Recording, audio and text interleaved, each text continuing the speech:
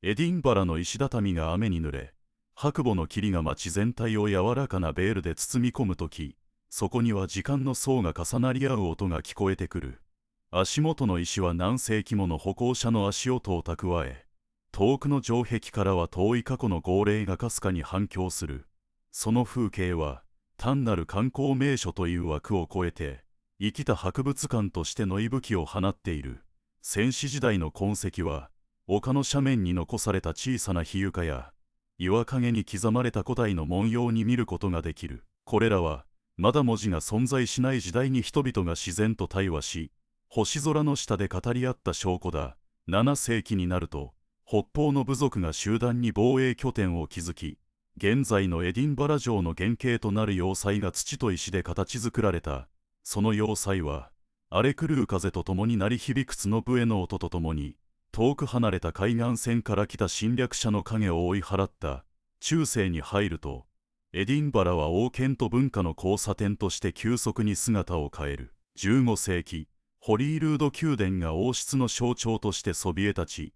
金色の屋根が太陽の光を受けてきらめくようは、王権の威厳と同時に市民への期待を映し出した。宮殿の大広間では、貴族たちが豪華な宴を開き、吟遊詩人が弦楽器と声で歴史を歌い上げた。その旋律は、石造りの壁に吸い込まれ、後世の芸術家たちへと受け継がれる種となった。しかし、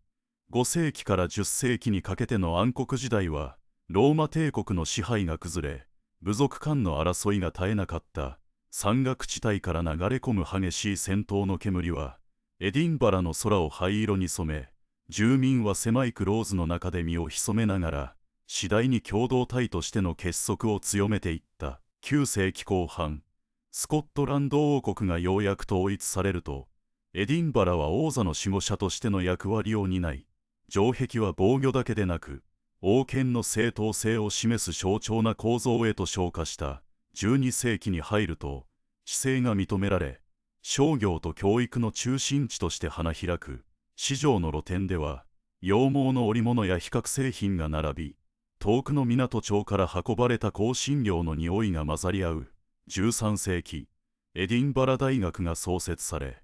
学問の灯火が石造りの講堂に灯された。その講堂の壁には、哲学者や科学者の肖像画が飾られ、学生たちは古代ギリシアの思想と中世キリスト教の教義を融合させる議論に没頭した。この地土壌が、後の啓蒙運動の肥沃な大地となる。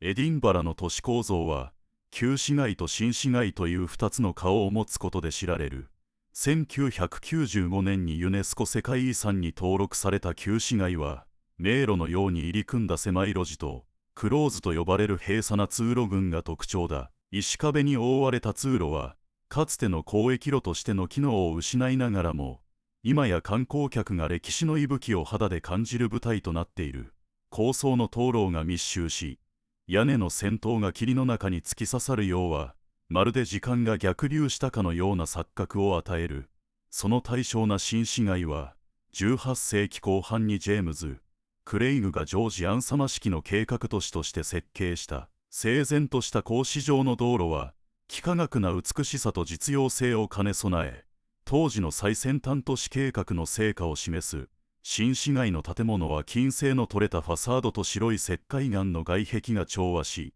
光が当たると純白のキャンバスのように輝く。その街並みは、エディンバラが近代化への意志を固め、伝統と革新が共存する場としての自覚を持った少佐である。18世紀のエディンバラは、スコットランド啓蒙運動の中心地として、北のアテネと称された。デビッド・ヒュームは、人間の感情と理性の関係について深く考察し、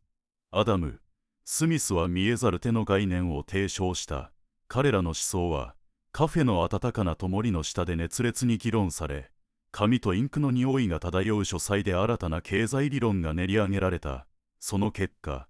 エディンバラは哲学と経済学の発信源としてヨーロッパ全土に影響を及ぼし、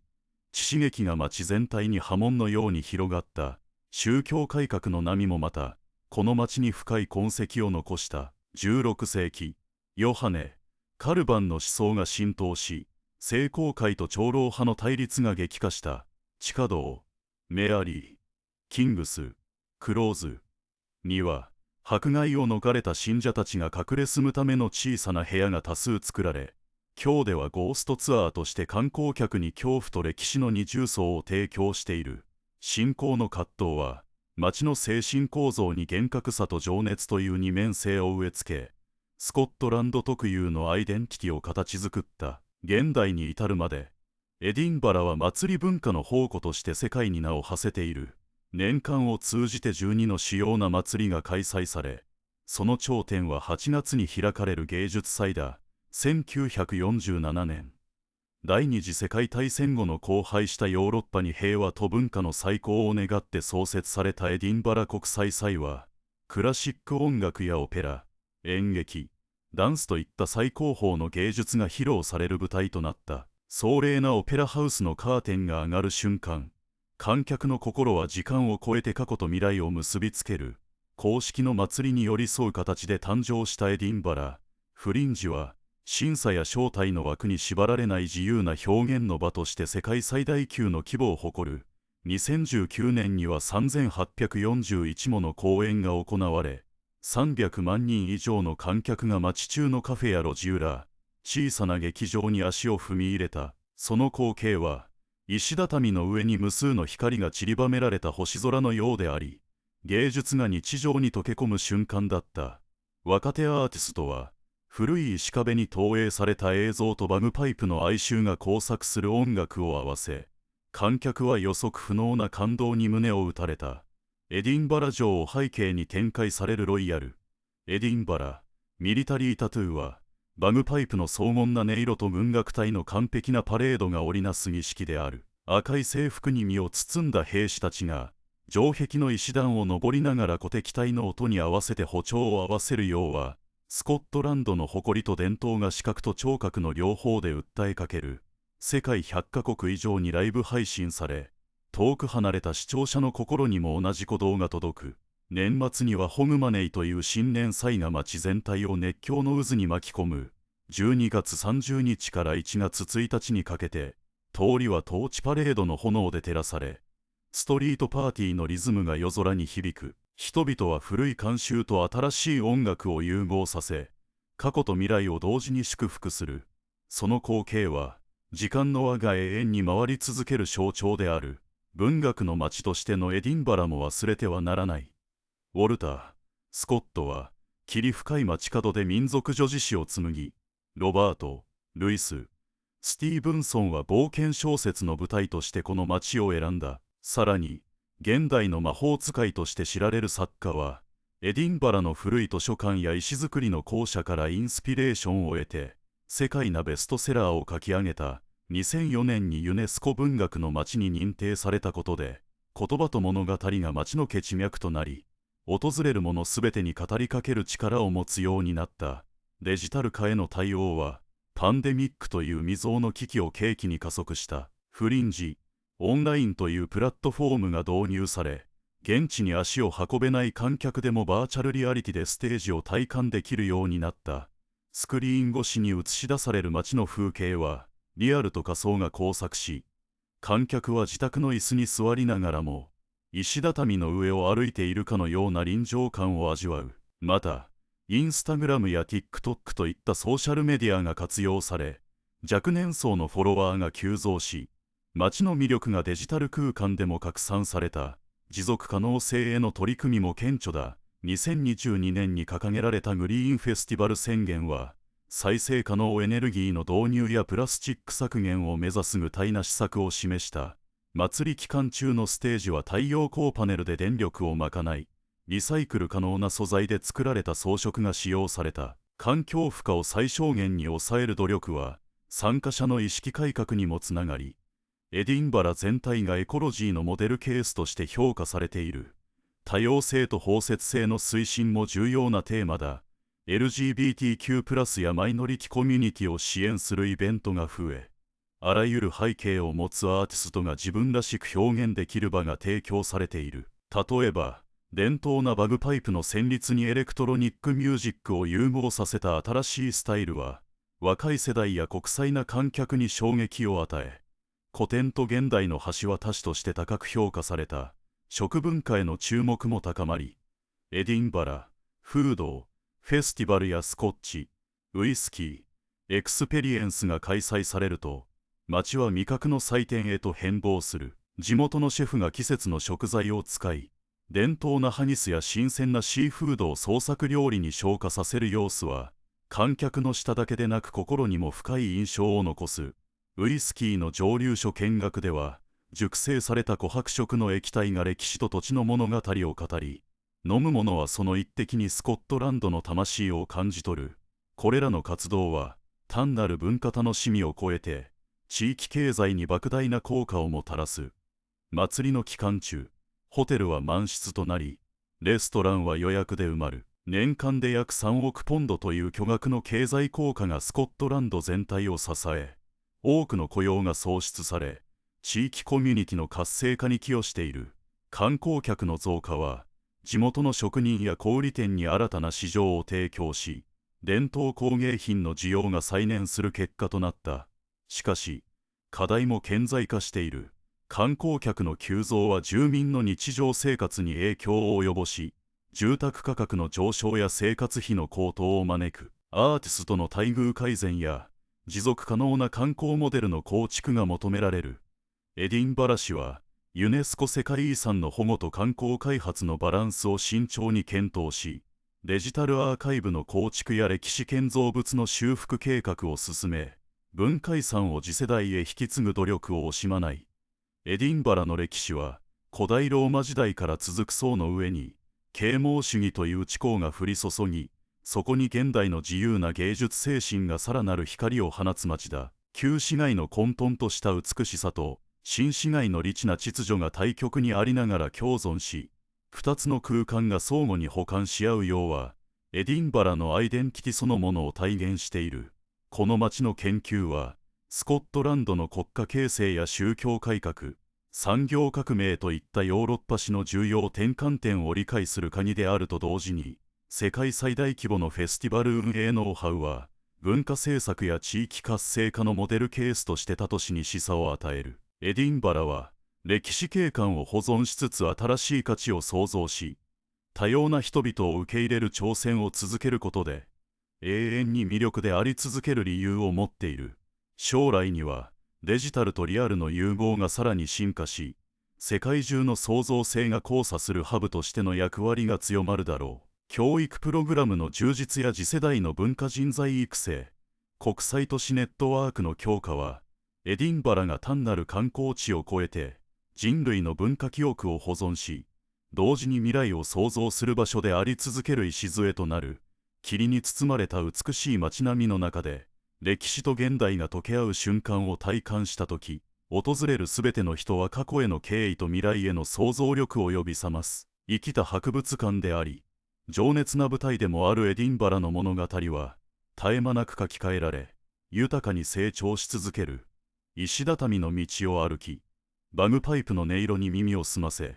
路地裏で繰り広げられる名もなき芸術家の情熱に触れれば、教科書には載っていない本当の文化の息吹がそこに待っている。暗闇の中で灯されたろうそくの揺らめきは、薄く漂う霧と相まって、まるで遠い過去の祈りが今もなお息づいているかのように静かに脈動していた。そのかすかな光は、当時の信者たちが低く歌い上げた賛美歌と共鳴し、音符の一つ一つが壁面に映える影となって踊り出す。後世のホラー演劇やパフォーマンスの創作者は、この儚くも力強い光景を目に焼き付け、闇と光の対比をテーマにした作品のインスピレーション源として何度も引用してきた。1745年、チャールズ、エドワード、スチュアート率いるジャコバイト軍がエディンバリを包囲したとき、街は緊張と期待の狭間に揺れ動いた。城壁の石畳は雨に濡れ、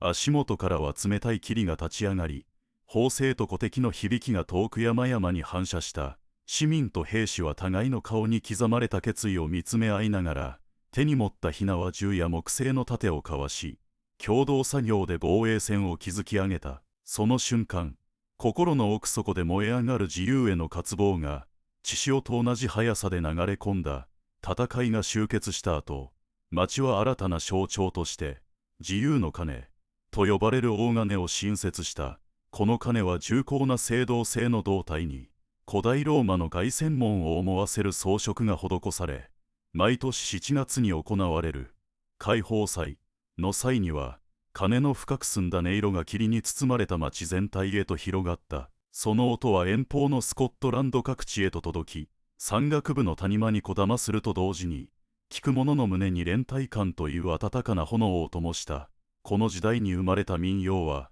ジャコバイトの悲壮感と希望を織り交ぜた旋律で、後のエディンバリ、タイプ、コンテストのレパートリーに深く根付いた。特に、グレン、モーレンの愛歌は、戦闘直後に即興で作曲されたと伝えられ、荒れ果てた戦場の風景と、失われた仲間への追悼が笛の高値に乗せられている。現在でも祭壇で演奏されると、観客は胸の奥底で長く眠っていた感情がゆっくりと目覚め、涙と笑みが交錯する瞬間を体験する。18世紀後半になると、エディンバリは大学の拡充とともに啓蒙思想の中心地へと姿を変えた。フランシス・ハーバート・デイビッドソンが創設したエディンバリ哲学サロンでは、デイビッド・ヒュームやアダム・スミスといった偉大な思想家が熱烈な討論を交わし、その議論は夜遅くまで続く。カフェロイヤルの暖かな灯りの下、タバコの煙がゆっくりと螺旋を描きながら、哲学な概念が空気に溶け込んでいく様子は、まるで知恵の泉が湧き出すかのようだった。このサロンは後に、エディンバリ、ナイト、オープンマイクの原型となり、若手詩人や俳優が即興で作品を披露する場として受け継がれ、今でも週末の星降る夜にその名残が聞こえてくる。1763年に完成した国立図書館は、当時ヨーロッパ最大級の蔵書量を誇り、重厚な石造りの外壁は太陽の光を浴びて金色に輝いた。学者たちはここで古文書の写本を閲覧し、歴史祭礼の記録を再構築した。その結果、19世紀初頭に復元された王室騎馬行列は、資料に基づく正確な衣装と楽器で再現され、観客は過去と現在が交錯する感覚に酔いしれた。馬の蹄の音が石畳に響き、甲冑の金属音が風に乗って遠くまで届くようは、時間の流れを超越した壮大な舞台だった。19世紀に入ると、鉄道の敷設とともにエディンバリは急速に近代化の波に飲み込まれた。1846年に開通したエディンバリウェストエンド駅は、蒸気機関車の轟音とともに国内外からの観光客を大量に受け入れるゲートウェイとなり、駅前の時計塔は昼夜問わず光を放ち、旅人の足取りを導いた。これに伴い整備されたエディンバリフェスティバルパークは、当初産業博覧会の会場として使用され、巨大な鉄骨構造とガラス天井が光を屈折させて幻想な空間を作り出した。2000年代初頭になると、春の花祭りとして一般公開され、毎年春季に数千種の花が咲き誇り、甘い蜜の香りが風に乗って公園全体に漂った。この時期に建設されたモンド丘は、旧市街と新市街を結ぶ巨大土工事で、当時の技術者たちが手作業で掘削した岩盤は今もなお観光客が登る階段として残っている。モンドの頂上からは自然体が一望でき、特に夏至の日には太陽光が城壁の石造りに反射し、黄金色の光景が広がる。その光景は毎年開催される夏至の光祭のクライマックスとして演出され、光と音楽のシンフォニーが街全体を包み込み、訪れる者はまるで神話の世界に足を踏み入れたかのような感覚にとらわれた。第一次世界大戦中、エディンバリは兵站拠点として重要な役割を果たし、多くの若者が前線へ送られた。その悲劇を忘れないために、192例年に戦没者記念碑が建設され、毎年11月11日の停戦記念式典が執り行われる。この式典は、静寂の中で鐘が鳴り、街全体が一瞬だけ時間を止めるという独特の演出が特徴で、参加者は胸に手を当て、遠く離れた戦場で散った魂に思いを馳せた。1923年、作家兼俳優のウィリアム・ヘンリー・ローデスが、エディンバリ、フリンジ・シアターの試験公演を行い、これが後のエディンバリ、フリンジ・フェスティバルの原点となった。当初は小規模な劇団が市民ホールで演じたものが、第二次世界大戦後の復興期に急速に拡大し、1947年に正式に国際フリンジ・フェスティバルとして認可された。このフェスティバルは、参加者が自費でステージを借りるオープンアクセス方式を採用し、世界中から独立系アーティストが集う場となり、異文化交流の熱い路線を保ち続けた。同時期に創設されたエディンバリインターナショナルブックフェスティバルは、文学出版社が新刊を発表する場として始まり、現在では1万冊以上の書籍が展示、販売され、作家と読者が直接対話できる読書の広場が設置されている。この広場は、若手作家の育成プログラム、新声賞の選考会場としても機能し、毎年新たな文学の星が誕生する舞台となっている。2000年代に入ると、エディンバリは多文化共生を掲げ、アフリカ系、アジア系、カリブ系コミュニティが主催する多彩なリズム祭を開催した。この祭りでは、伝統なバグパイプに加えて、ドラムやサックス、民族楽器が融合し、観客は異文化の音色に酔いしれた。また、同時期に、エディンバリ、LGBTQ+、パレードが市中心部で行われ、虹色の旗が城壁を彩り、街全体が包摂の精神で満たされた。環境保護の観点からは、1981年に、ゼロ・ウェイスト・フェスティバル宣言が採択され、全ステージで使い捨てプラスチックの使用が禁止された。さらに、再利用可能な食器やリサイクルステーションが各会場に配置され、来場者はスマートフォンの QR コードで飲食券を購入し、紙のレシートを削減する仕組みが導入された。この取り組みは翌年以降のタトシフェスティバルにも波及し、欧州全体での環境負荷低減に貢献した。2020年代に入ると、エディンバリは、デジタルツインプロジェクトを開始し、旧市街全域を3次元スキャンして仮想空間に再現した。このデジタルツインは、遠隔地の研究者が歴史建造物の構造解析を行うだけでなく、来訪者が VR ヘッドセットを装着して、霧の中の散策を体験できるようになった。特に夜間にライトアップされた城壁の影がリアルタイムで映し出される演出は、従来の観光ガイドを超える没入感を提供し、訪れる者はまるで自分自身が絵画の中に吸い込まれるような錯覚に陥った。また、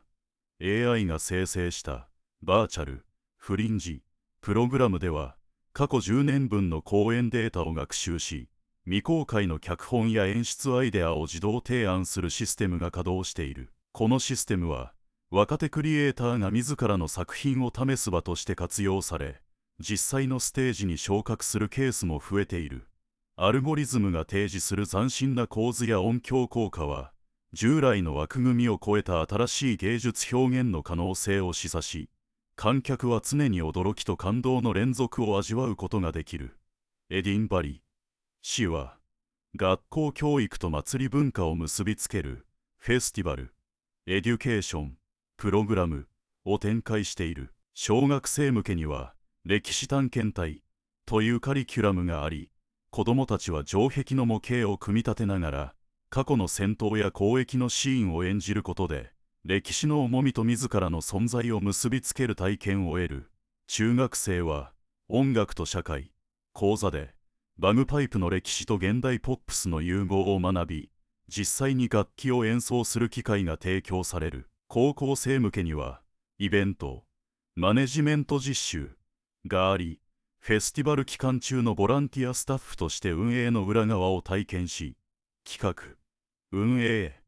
広報の全工程を実践に学ぶことができる。これらのプログラムは、地域の非営利団体や企業スポンサーと連携し、奨学金制度やインターンシップの機会も提供している。その結果、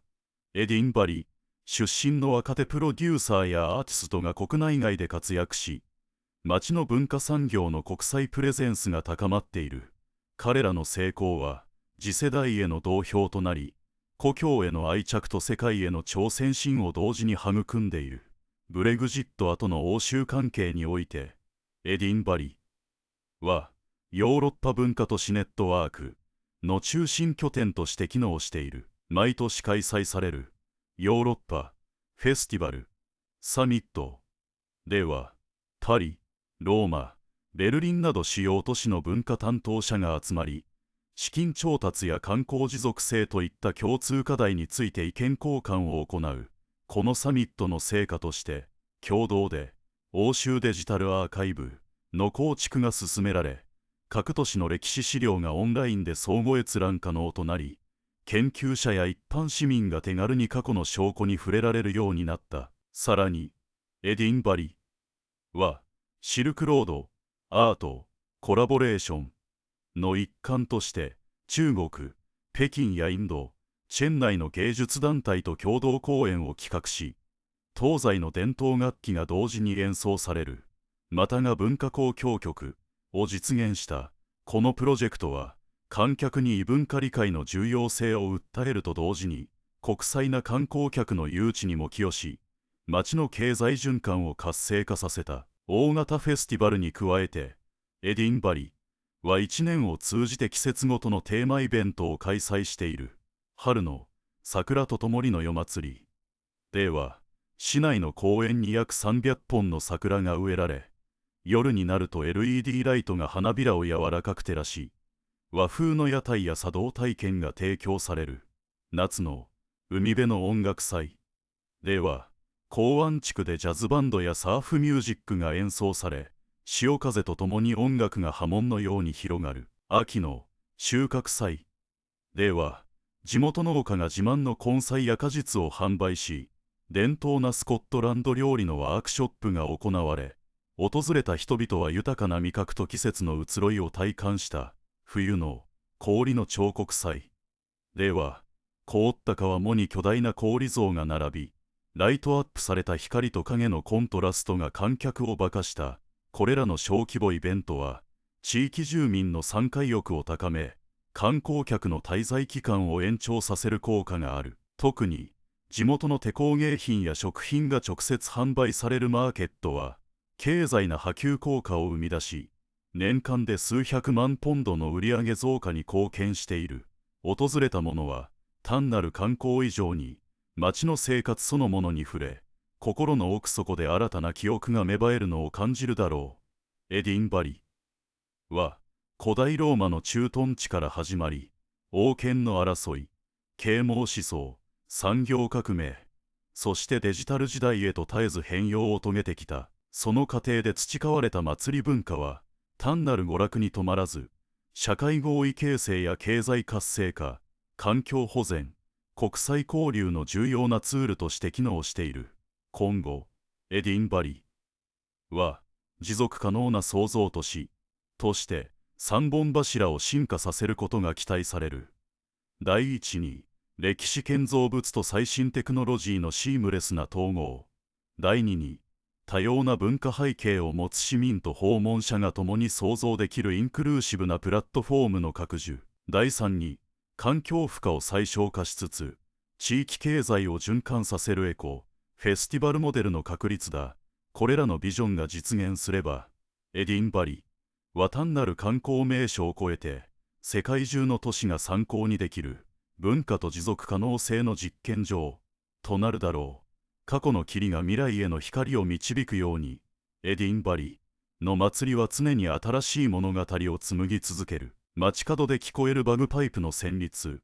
石畳を踏む足音、そして夜空に浮かぶ灯火、これらすべてが、訪れる者すべてに、時間を超える体験を提供する。次にエディンバリを訪れるとき、ぜひその瞬間瞬間を自らの感性で捉え、次世代へと語り継いでほしい。エディンバリは、あなたの物語の一部になることを待っている。しかし、この物語はここで完結したわけではない。エディンバリという都市が持つ真の力は、完成された美しさではなく、常に書き換えられ続ける未完の歴史であり、そこに宿る無限の可能性こそが、未来への扉を永遠に開き続けるのである。歴史という言葉を聞いて、あなたは何を思い浮かべるでしょうか。教科書に載っている静止した出来事でしょうか。それとも、博物館のガラスケースの中に閉じ込められた古い道具たちでしょうか。しかし、エディンバラという町において、歴史とは決して止まっているものではありません。それは今この瞬間も呼吸し、脈動し、私たちの足元から頭上までを包み込んでいる生きたエネルギーのようなものです。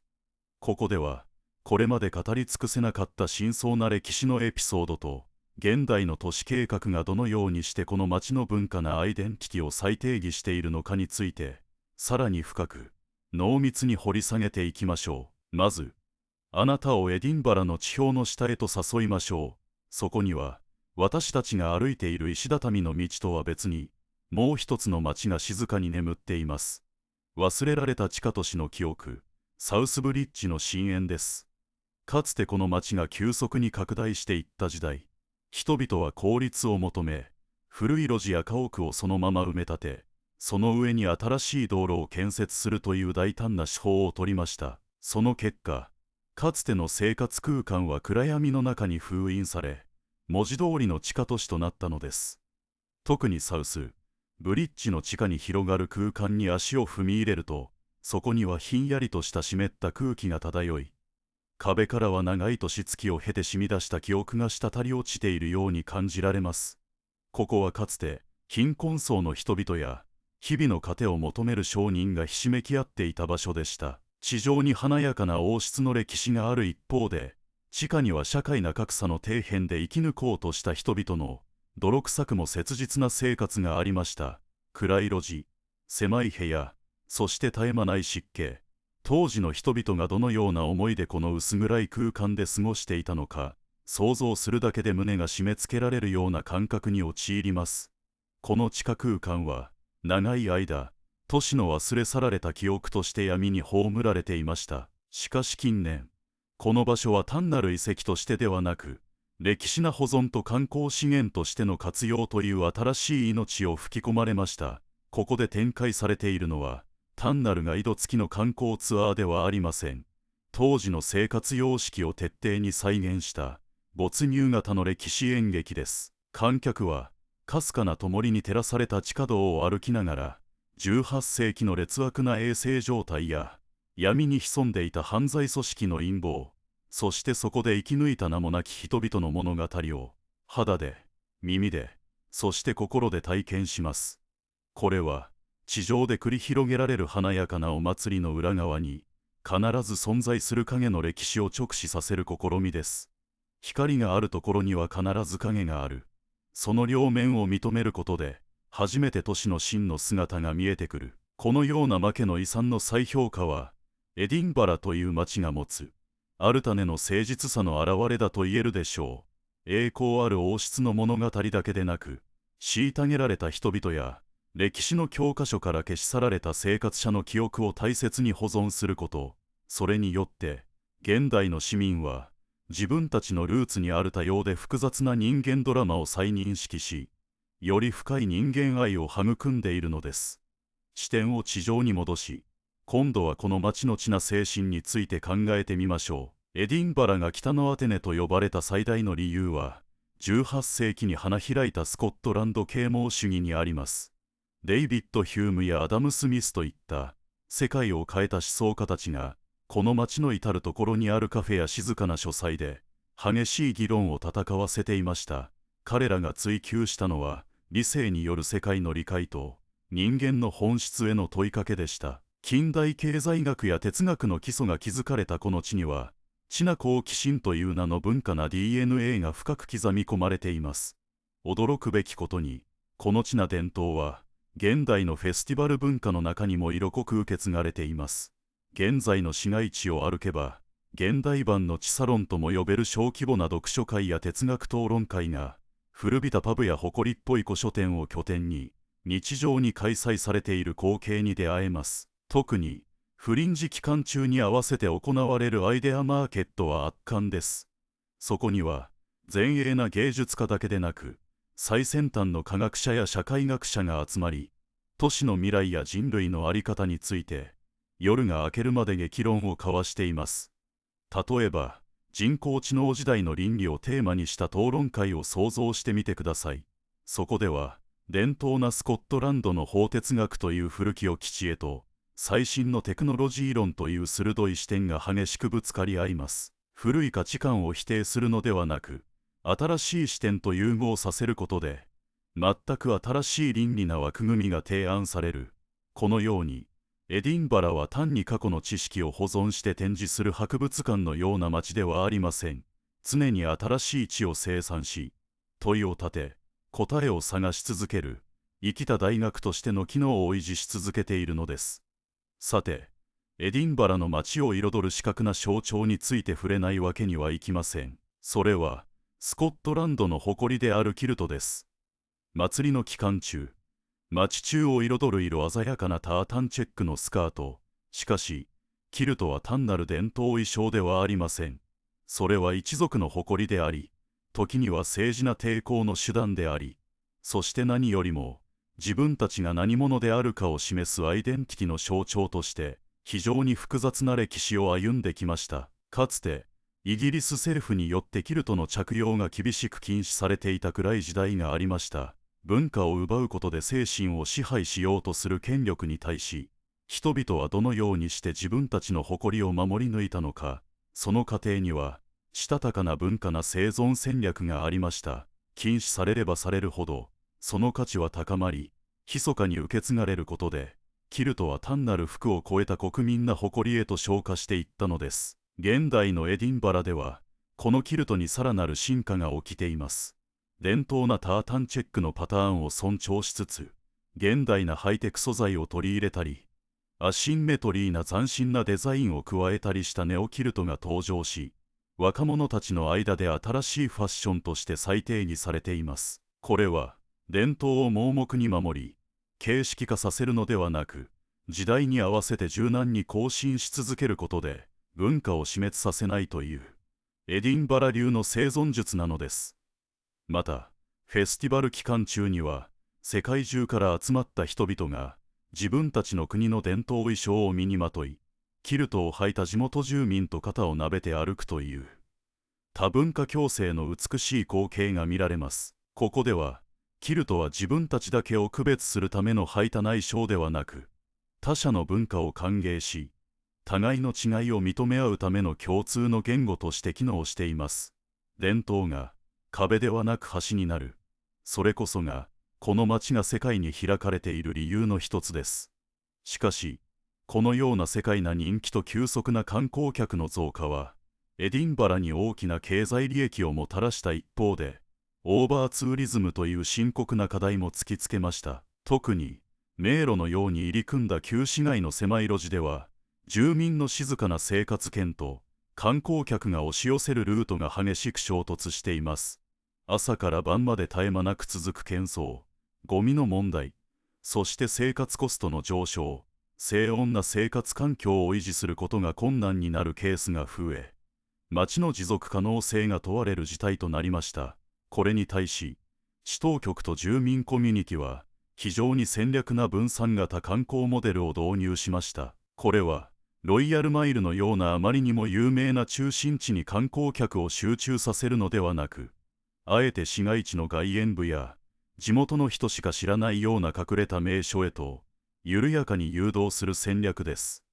例えば、市内の小さな教会や、個人の大切に手入れされた庭園を期間限定で公開するオープンガーデンフェスティバルを強化しました。これにより、観光客は街の隅々まで歩き、地元の日常な風景に触れることになります。結果として、中心部の混雑が緩和され、観光客はより深いエディンバラの魅力に気づき、住民は自分たちの生活圏を尊重されるという、心地よい調和が生まれつつあります。さらに、環境負荷を軽減するためのグリーントランスポートイニシアチブも強力に推進されています。フェスティバル期間中の公共交通機関の完全無料化や、静かに街を走る電気自動車によるシャトルバスの導入、そして歩行者天国の大胆な拡大、これにより、二酸化炭素の排出量を削減しながら、同時に人々がゆっくりと歩き、街の細部を観察できる歩きやすい街づくりを実現しています。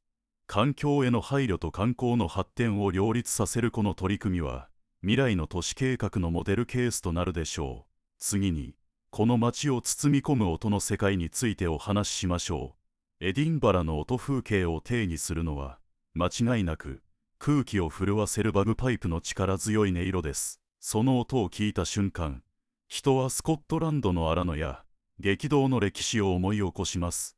しかし、その音楽性もまた、時代とともに進化し続けています。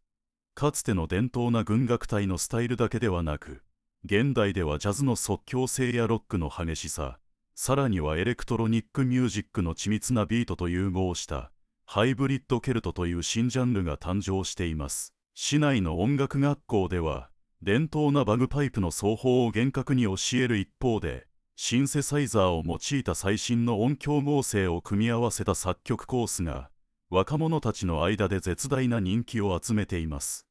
これにより若手ミュージシャンたちは古き良きスコットランドが持つ特有の哀愁や魂を保ちつつ、世界なクラブシーンでも通用するエッジの効いたサウンドを創造しています。毎年開催されるエディンバラインターナショナルミリタリータトゥーでもこの傾向は顕著に現れています。伝統な行進曲の合間に現代なダンスパフォーマンスや空間を彩るデジタル音響が巧みに組み込まれ、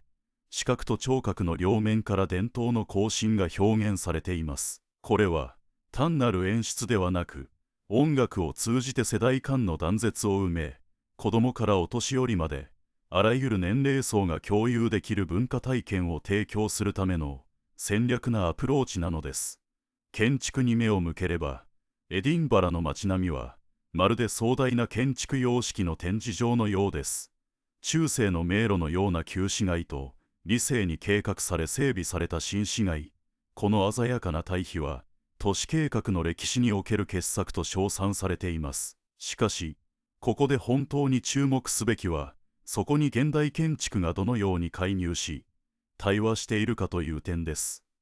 例えば、何百年も前からそこにある重厚な石造りの建物のすぐ隣に、透明なガラスと鋭い鉄のラインで構成された、ミニマルな現代美術館が忽然と現れることがあります。一見すると、あまりに不調和で、風景を壊しているように思えるかもしれません。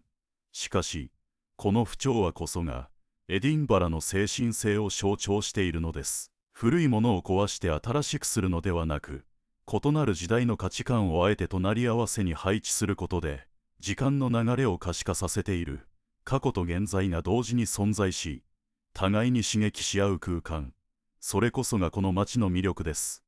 この建築な対話は、市民の思考様式にも深い影響を与えています。彼らは、過去の遺産を聖域化して遠ざけ、ただ眺めるだけにするのではなく、日常に利用し、使い古し、必要に応じて現代に改装して使い続けるという、非常に柔軟な文化保存の在り方を実践しています。古い壁に新しい配線を走らせ、古い広場で最新のデジタルアートを展示する。伝統とは、保存されるべき標本ではなく、使いこなされるべき道具であるという考え方が、ここには根付いています。そして、都市の喧騒に疲れた時、人々はホリールード公園へと向かいます。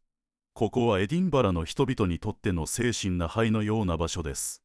公園の奥にそびえるアーサーズシートという古代の火山からなる丘に登れば、目の前には街全体と遠くに見える北海の水平線が一望できます。自然の圧倒なスケール感に包まれた時、人は自分の小ささを知り、同時に大きな生命の流れの一部であることを実感します。この荒々しくも美しい自然環境は、エディンバラの芸術文化に計り知れない影響を与えてきました。多くの詩人や画家たちが、この風景からインスピレーションを得て、孤独や瞑想、そして自然への畏敬の念を作品に込めてきました。現代においても、フェスティバル期間中の激しい興奮やストレスから逃れ、静寂の中で自分を見つめ直すためのリトリートプログラムが、この公園の深い森の中で行われています。自然と都市がこれほどまでに密接に、そして調和して結びついていることは、エディンバラが単なるイベントの街ではなく、人間らしく、精神に豊かに生きるための街であることを証明しています。最後に、エディンバラが描く未来の展望についてお話ししましょう。現在、この街ではデジタルツインシティという最先端のプロジェクトが進められています。これは、街全体の3次元データを完全にデジタル化し、仮想空間に寸分違わぬ再現を試みるものです。しかし、これは単なる精巧な地図作りではありません。このデジタル空間に、過去に開催されたあらゆる祭りの記録、今はもう消滅してしまった建物の形状、そしてかつてこの街を歩いた名もなき人々の証言を、層のように重ね合わせていく。そうして構築されるのが、時間の多層なアーカイブです。これにより、未来の世代は VR デバイスを通じて、100年前のエディンバラの祭りに参加し、当時の人々と対話し、その時代の空気感を体験することが可能になります。文化とは、固定された形式ではなく、絶えず流動し、積み重なっていく記憶の集積です。エディンバラは、物理な街の保存というアナログな手法と、デジタルな記憶の保存という最新の手法を両輪で進めることで、文化の永続性を追求しています。エディンバラという街が私たちに教えてくれる最大の教訓は、伝統とは守るものではなく、使いこなすものであるということです。古い石畳の上に最新のテクノロジーを敷き、伝統なバグパイプに現代のビートを重ねる。その矛盾こそが、この街を世界で最も刺激な創造としたらしめている理由なのです。霧に包まれた朝の静寂から、祭りの夜の競争まで、エディンバラは常に、訪れる者に問いかけます。あなたにとっての伝統とは何か、そして、あなたはどうやって未来を創造するか、と。この街の物語は、これからも終わることなく、新しい訪問者、新しいアーティスト、そして新しい思想とともに、無限に書き加えられていくことでしょう。このように、エディンバラが提示する未来像は、単なる技術な進歩ではなく、人間性の回復と文化な誇りの再定義にあります。しかし、この壮大なビジョンを支えているのは、実は市民一人一人が持つ、地味ながらも強固なコミュニティへの愛着という土台です。世界な注目を集める大規模なフェスティバルの陰で、エディンバラには地域密着型の小さな伝統行事が数多く残っています。例えば、特定の地区だけで密かに受け継がれている季節の集まりや、地元のパブの裏庭や小さな共有庭園で開かれるコミュニティガーデニングの集いなどです。これらの小規模な活動は、一見すると観光資源としての価値は低いかもしれません。しかし、ここには隣人と分かち合うという、スコットランド古来のホスピタリティが凝縮されています。大規模な祭りが世界に見せるための華やかな舞台であるならば、これらの日常な集いは、自分たちが自分たちであるための大切な儀式なのです。特に、地元のパブで定期に開かれるセッションでは、見知らぬ者同士が楽器一つでつながり、音楽を通じて心を通わせます。そこには、地位や名声など関係ない、純粋な人間同士のつながりがあります。この小さな祭りの精神こそが、エディンバラという街の真の強さであり、美しさなのです。大きな波に飲み込まれそうになっても、足元の小さな土壌を大切に守り続けること、それこそが、結果として世界を引きつける大きな文化を育む唯一の方法であることを、この街は身をもって証明しています。セッションと呼ばれる即興演奏会は、単なる音楽の集まりではありません。それは世代と世代が溶け合い、魂が共鳴し合う特別な交流の場となっています。白髪の熟練した奏者が、古くから伝わる伝統な旋律を、ゆっくりと、そして丁寧に若者たちに伝えます。その音色は、数百年という長い年月を経て磨き上げられた、スコットランドの記憶そのものです。一方で、それを受け取る若者たちは、伝統をただなぞるだけではありません。彼らはそこに、自分たちが生きる現代な感覚や、新しいリズム、そして大胆なアレンジを巧みに加えていきます。この、古いものと新しいものが互いに刺激し合い、混ざり合う勇気な継承こそが、エディンバラの文化が決して硬直化せず、常に新鮮な息吹をたたえ、進化し続ける真の理由なのです。文学の迷宮へと足を踏み入れてみましょう。エディンバラがユネスコ文学都市に認定されたのは、単に歴史に多くの偉大な作家を輩出したからという表面な理由だけではありません。この町の深層には、言葉を書き、それを印刷し、そして広く世に広めるという、知の循環を何よりも大切にする文化が、深く、そして強固に根付いているからです。旧市街の迷路のように入り組んだ狭い路地を、ゆっくりと歩いてみてください。そこには、かつて地の拠点として機能していた古い印刷所や、時が止まったかのような古書店が点在しています。空気の中には、古い紙の乾いた匂いと、濃厚なインクの香りが今もかすかに漂っており、訪れる者を過去の試作の旅へと誘います。エディンバラの作家たちは、この町が持つ得意な地形に強く影響を受けてきました。天高くそびえる丘と、深く切り立った谷、そして時折すべてを白く塗りつぶす深い霧に包まれた路地。この視覚なコントラスト、すなわち光と闇の激しい対比を、彼らは物語の構造に巧みに取り入れてきたのです。例えば、ロバート・ルイス・スティーブンソンの作品に繰り返し現れる、人間の内面に潜む二面性というテーマ。これは、エディンバラの旧市街という混沌とした中世の空間と、新市街という計画に作られた理性で秩序ある空間。この対称な二つの町が、一つの都市の中で共存しているという物理な状況から、深いインスピレーションを得たと言われています。光と影、理性と本能、秩序と混沌。この町の物理な構造そのものが、人間心理を映し出す文学なメタファーとして機能しているのです。そして現代において、こうした豊かな伝統は、デジタル時代の新しい物語を創造するためのライティングセンターという形で継承されています。ここでは、伝統な小説の執筆という静かな作業だけでなく、最新のゲームシナリオの作成や、読者が物語に関与するインタラクティブなストーリーテリングのワークショップが活発に行われています。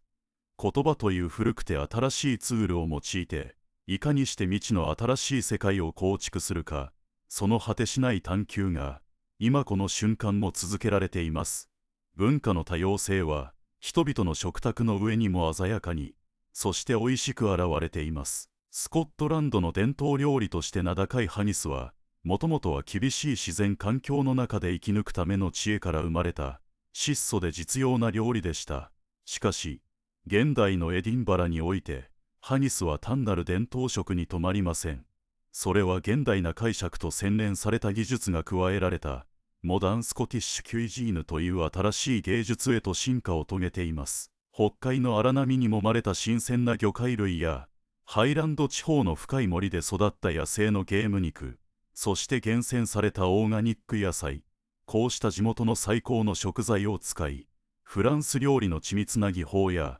遠くアジアから伝わった刺激なスパイスを融合させた料理が、町中のレストランで提供されています。これは、エディンバラという町が、外部からの新しい影響を拒絶するのではなく、むしろ積極に、そして貪欲に取り入れることで、自らの文化をより豊かに、より深くしてきた歴史の繁栄にたなりません。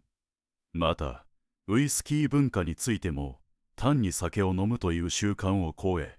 テイスティングという名の知探求へと昇華されています。ウイスキーが熟成される過程で、スコットランド特有の気候がどのような影響を与えるのか、あるいは、使用される樽の材質によって、いかにして風味や香りが劇に変化するのか、これらを科学な視点から分析し、それを一つの壮大な物語として語るツアーは、世界中から訪れる美食家や文化愛好家たちの心を捉えて離しません。エディンバラを語る上で、決して避けて通れないのが、地下都市や古びた墓地を巡るゴーストツアーです。多くの観光客は、もともとスリルや恐怖を求めてこのツアーに参加しますが、実はこの文化の裏側には、より深い社会学な意味が隠されています。かつての地下街は、光の届かない暗闇の中で、貧困層の人々が密集して暮らしていた、極めて過酷な場所でした。そこにあった名もなき人々の悲劇や、絶望な生活、そうした過去の痛みを、幽霊という物語に変換して語り継ぐことは、単なる娯楽ではありません。それは、過去の悲しみを忘れず、同時にそれをエンターテインメントとして昇華させることで、現代の私たちが享受している豊かさを再確認するという、複雑な心理プロセスでもあるのです。冷たく湿った暗い地下道を歩きながら、かつてここで生きた人々がどのような思いで一日を過ごしたのかに思いを馳せる体験は、訪問者に人間社会の脆さと、それでも絶望の中で生き抜こうとした強靭な意志を突きつけます。恐怖の裏側に隠れているのは、人間への深い共感であり、歴史の闇をあえて照らし出すことで、現在の光をより鮮明に浮かび上がらせようとする、切実な試みなのです。しかし、世界な祭りの街として君臨することは、同時に深刻な課題をもたらしました。あまりに多くの人々が押し寄せるオーバーツーリズムによる、住民の生活環境の悪化、物価の急激な上昇、そして、純粋な文化が観光商品として消費される文化の商業化という問題です。これに対し、エディンバラ市は持続可能な文化観光という、全く新しいモデルを模索し始めています。単に観光客の数を増やすという量な拡大ではなく、訪問者が地域社会にどのように貢献できるか、そして、祭りで得られた莫大な収益を、どのようにして地元の若手アーティストの育成や、崩れかけた歴史建造物の修復に還元していくか、そんな、循環型の経済システムを構築しようと奮闘しています。例えば、フェスティバル期間中に、観光客が地元のボランティア活動に積極に参加することで、通常では立ち入れない特別な体験プログラムにアクセスできる仕組み、あるいは、環境への負荷を最小限に抑えたグリーンフェスティバルの推進など、具体な取り組みが始まっています。文化をただ消費するだけの場所から、文化を共に創造し、共に守り抜く場所へ。エディンバラは今、観光都市としての成熟期という、新しいステージに入ろうとしています。エディンバラという街を旅することは、一冊の巨大な、そして終わりのない本を読み解く作業に似ています。ページを一枚めくるたびに、中世の騎士たちが駆け抜ける勇壮な物語が現れたかと思えば、次のページでは啓蒙時代の哲学者が熱く議論を戦わせている。そしてさらにページをめくれば、そこには最先端のデジタルアートが鮮やかに展開されている。この街の最大の魅力は、それが完成された博物館ではないということです。常に誰かが新しいアイデアを携えてこの街に飛び込み、誰かが古い伝統に対して鋭い疑問を投げかけ、そしてまた誰かがそれを新しい形に編み直している。その絶え間ない更新プロセス、つまり常に未完成であり続けることこそが、エディンバラという街の正体なのです。私たちはこの街から、過去を深く敬うことと、未来を恐れずに受け入れることが、決して矛盾しないという大切な教訓を学びます。石造りの壁に深く刻まれた歴史の傷跡を慈しみながら、同時に空に向かってまっすぐに伸びるガラスの塔に、新しい時代の希望を託す、その絶妙なバランス感覚こそが、多様性が激しくぶつかり合う現代を生き抜くための真の知恵となるはずです。エディンバラの街角で、どこからともなくバグパイプの音が聞こえてきたとき、それは単なる観光用の音楽ではなく、数世紀にわたる名もなき人々の情熱と、未来への挑戦状が幾重にも重なり合った、魂の響きとして聞こえてくるでしょう。この街はこれからも、世界中の旅人に、そして自分自身の人生という果てしない旅を続けるすべての人に、創造な刺激と深い安らぎを与え続けるに違いありません。